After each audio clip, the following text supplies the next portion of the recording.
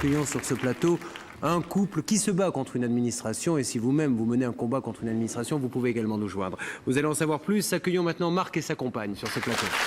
Marc était concierge pour l'administration. Pendant 12 ans, il a travaillé sans être payé. Son employeur a été condamné à lui verser près de 75 000 €. Mais aujourd'hui encore, Marc n'a rien touché. Bonsoir à tous les deux. Soyez les bienvenus. Donc, est-ce que vous avez, quand je dis, l'impression de vivre vraiment une injustice ? Oui, tout à fait, depuis des années. Puisqu'on va voir un reportage qui va nous résumer les faits, mais grosso modo, une administration, on va l'appeler comme ça, vous a promis un logement en contrepartie de quoi ? De travaux de conciergerie. D'accord. Et alors, qu'est-ce qui s'est passé ? Ce logement, vous l'avez eu ? Ce logement, je l'ai eu et j'ai fait les travaux. Mais vous n'avez jamais été payé ? Jamais été payé. Mais comment une administration peut-elle ne pas payer quelqu'un ? C'est une administration qui a profité beaucoup de nous autres. Dans l'état où on se trouvait, dans l'état où la famille se trouvait. Bon, nous allons voir ce reportage pour en savoir plus maintenant. Christelle Larbanex a mené l'enquête et nous allons voir si cette situation peut ou a évolué. Le reportage. On a 30 € dans la poche.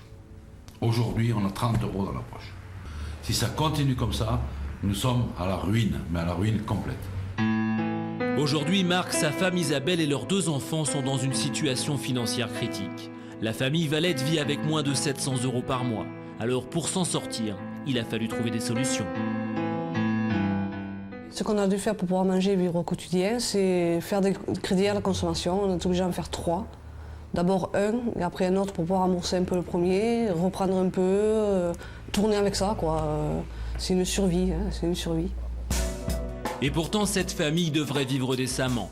Marc Valette a travaillé plus de 11 ans. Seul problème, il n'a jamais perçu le moindre salaire. Il a gagné son procès contre son ex-employeur, mais celui-ci, curieusement, ne l'a pas encore indemnisé. Ça se referme tout seul. C'est dans cet immeuble que Marc a travaillé pendant plus de 10 ans. Il était concierge pour une administration publique. Alors voilà, on est dans la cour du château. Mes appartements étaient au premier étage, ici, dont on voit cette fenêtre, avec la cuisine de ce côté-ci et les WC sur le balcon. L'histoire de Marc commence en 1989. Cette année-là, il divorce et obtient la garde de ses 4 enfants. Mais à l'époque, il a peu de moyens. Son logement lui coûte cher. L'administration propriétaire des lieux lui propose alors un accord. En échange de quelques travaux dans l'immeuble, Marc sera logé gratuitement. J'étais pris à la gorge, j'étais obligé d'accepter le maintien dans ces lieux-là. Parce que je ne savais pas où aller après mon divorce. Parce que partir où ? Faire quoi ? Aller où avec les enfants ? Je n'avais pas d'argent. Marc prend ses fonctions, mais très vite il s'aperçoit que les quelques travaux dont on lui a parlé sont bien plus importants que prévu. Au programme, nettoyage des cages d'escalier, peinture, électricité, surveillance générale. Bref, il s'agit en fait d'un véritable emploi de concierge à plein temps.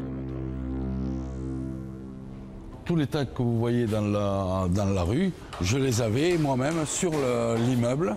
Je les avais sur l'immeuble. Et toutes les semaines, il fallait que je les repeigne, il fallait que je les nettoie. Toutes les semaines. C'était un autre travail que j'avais en fonction de concierge.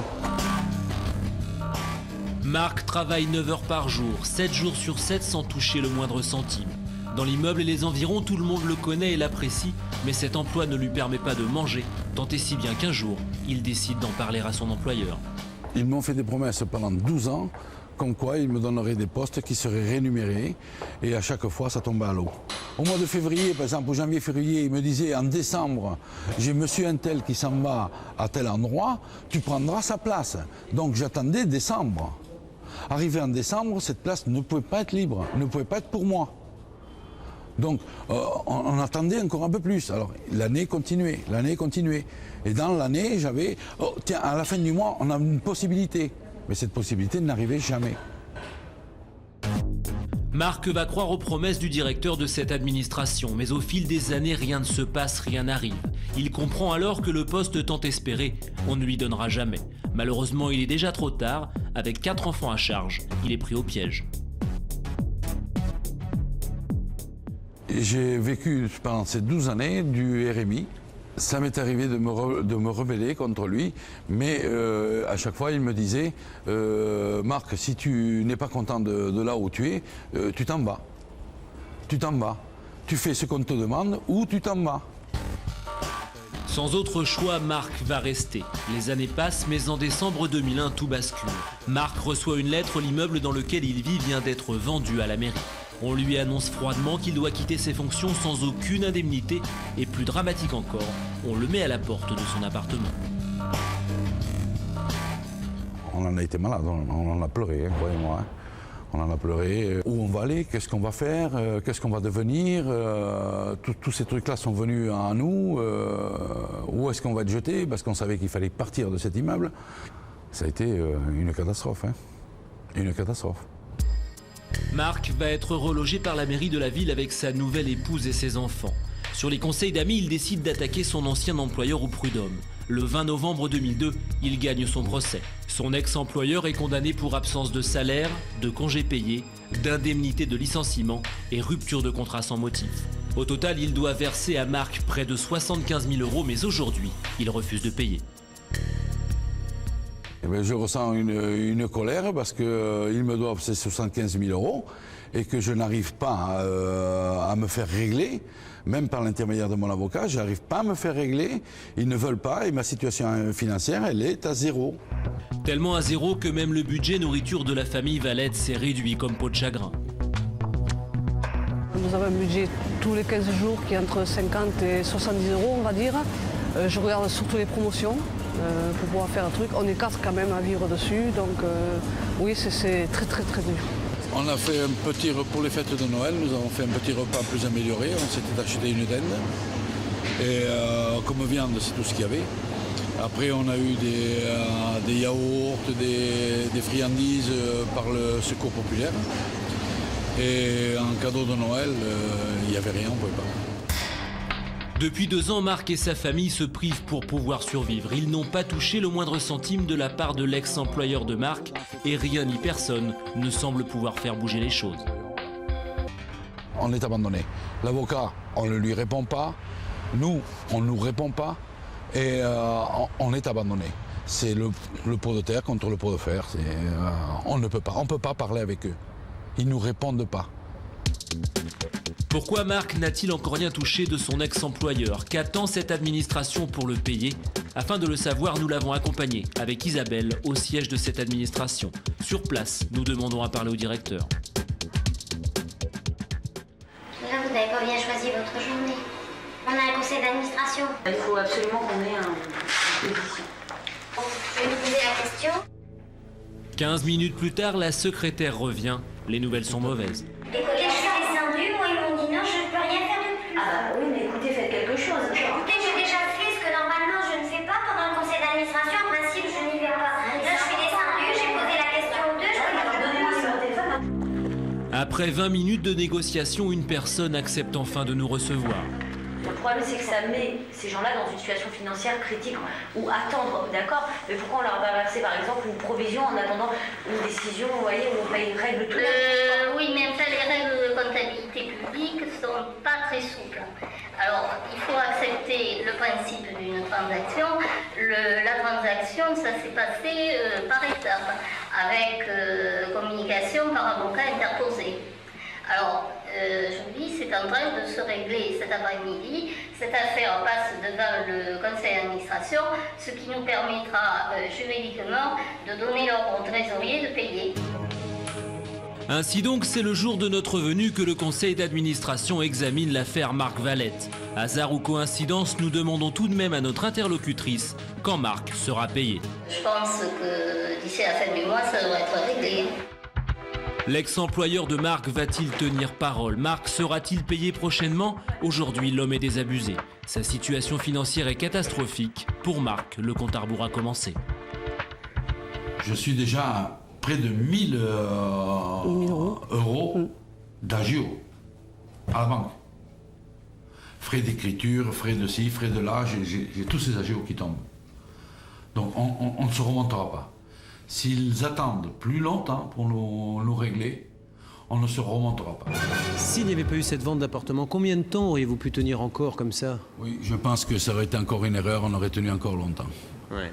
Alors avant d'aller plus loin, Maître Michel, est-ce que là on peut dire... Alors déjà, première question, comme ça, est-ce qu'on a le droit de dire un appartement contre un boulot? Ça existe, ça? Vous savez, depuis la suppression de l'esclavage en 1848, il est interdit de faire travailler quelqu'un gratuitement. Alors, il y a certaines professions, comme les concierges, dont une partie du salaire peut être représentée par l'avantage en nature, mais une partie seulement, et certainement pas en contrepartie de 10 heures de travail. Et ce qu'il y a de scandaleux, c'est que le Conseil des prud'hommes, effectivement, a reconnu que monsieur travaillait et qu'il devait avoir un salaire, mais comme la prescription des salaires est de 5 ans, il a travaillé 7 ans pour rien qu'on ne lui payera jamais. Ça, c'est honteux. Alors, deuxième question, est-ce que là, oui, donc on est dans l'illégalité la plus totale, mais quand quelqu'un me doit de l'argent et qu'il ne me le donne pas s'il est insolvable, je ne peux pas le récupérer. Mais là, l'administration, quand elle perd son procès, elle doit payer tout de suite. Elle a forcément de l'argent, l'administration. Déjà, c'est un jugement du Conseil des prud'hommes. C'est-à-dire, combien même ils auraient fait appel, tout ce qui est salaire, ce qui est congé payé, ce qui est indemnité de licenciement, c'est payable tout de suite. Et je trouve que c'est pas seulement pendant les 12 ans, pendant les 2 ans de procédure, monsieur a fait preuve de beaucoup de patience. Alors, monsieur, avant que notre journaliste Christelle Larbanex ne vienne vous voir, où en étiez-vous dans cette procédure? Rien avancé? Rien avancé. Même notre conseiller, notre avocat, leur a fait des lettres, des propositions. Rien. Une seule fois pour nous faire rire. Ils nous ont dit, voilà, si vous voulez 20 000 francs, on vous les donne tout de suite. Et une autre fois, on m'a dit, si vous voulez, on vous paye 2 ans. Et puis, bon, c'est fini. C'était à la deuxième fois. Donc, Christelle Larbanex est venue avec vous, a été voir ce directeur. On l'a vu dans ce reportage. Et depuis, les choses, comme par hasard, ont bien bougé. Qu'est-ce que vous êtes venu nous annoncer ce soir, monsieur? Alors moi, ce que je vous ai annoncé, c'est que dès que Christelle a fait son petit reportage, dans l'heure qui a suivi, tout le monde a été au courant, y compris bien sûr l'avocat adverse. Et de suite, on nous a dit, mais il fallait pas du tout faire ça. C'était pas la peine d'aller le chanter sur les toits. Pourquoi vous les avez dérangés? Nous étions en ils ont train pas autre chose à faire. de vous chance. Alors la proposition a été qu'on vous donne 50 000 euros. Tout de suite? Bon, tout de suite. Moi, j'ai dit 50 000 euros, je ne me baisserai pas pour les ramasser. Parce que, au point où on en est, à la maladresse qu'on en est, je ne marche pas. Alors, ils ont monté de 5 en 5. Et c'est arrivé à 65. Et alors, dans la période où nous sommes, à l'heure actuelle, au niveau de certains crédits et tout, qu'on voudrait quand même régulariser et puis remonter la tête, et puis vivre on a accepté les 65 000 euros. Donc, vous avez touché 65 000 euros. Eh bien, écoutez, je suis ravi pour vous, mais je suis pas très fier pour ceux qui ont fait ça. Qu'en est-il des 10 000 euros qui restent? Ils vont être payés un petit peu plus tard? Non, c'est une transaction. À la mienne. Monsieur, à un moment donné, se dit qu'il vaut mieux avoir 65 000 euros tout de suite qu'attendre encore. Et puis ils en ont marre, ils ont envie de faire de vrais repas, d'offrir des cadeaux à leurs enfants, de savoir ce que c'est que partir un peu le week-end. Ça fait quand même 2 ans qu'on n'a pas de Noël. C'est incroyable. Mais ça... Bon, voilà, j'espère que cette émission est suffisamment regardée en haut lieu pour que certaines personnes prennent conscience de ce qui se passe quand même. Quand on parle de France d'en haut et de France d'en bas, là, on en a un bel exemple. Ce plaisir d'écraser comme ça. Aujourd'hui, madame, vous avez l'impression que vous allez pouvoir effacer un petit peu ces 12 années et vous offrir vous-même, parce que vous le méritez, vos enfants, une vie qui correspond un petit peu plus à ce que vous attendiez? Effacer ces 12 années, non. Je crois que c'est gravé, ça va rester. Vivre mieux, j'espère. De quoi avez-vous envie, là, tout de suite? Une fois que vous aurez payé, bien sûr, ces crédits, quel est le petit plaisir Le plaisir. le plus urgent? Remplir le frigo. Partir au moins une semaine tous les deux. Puis remplir Bien le sûr. frigo, surtout. Ouais. En tout cas, maintenant, on va dire que tout ceci est terminé, que vous allez essayer d'oublier ces 12 années de vie. Vous avez de quoi rembourser vos dettes et il vous restera encore de l'argent pour pouvoir vous offrir quelques petits plaisirs que vous avez bien mérités. Mais...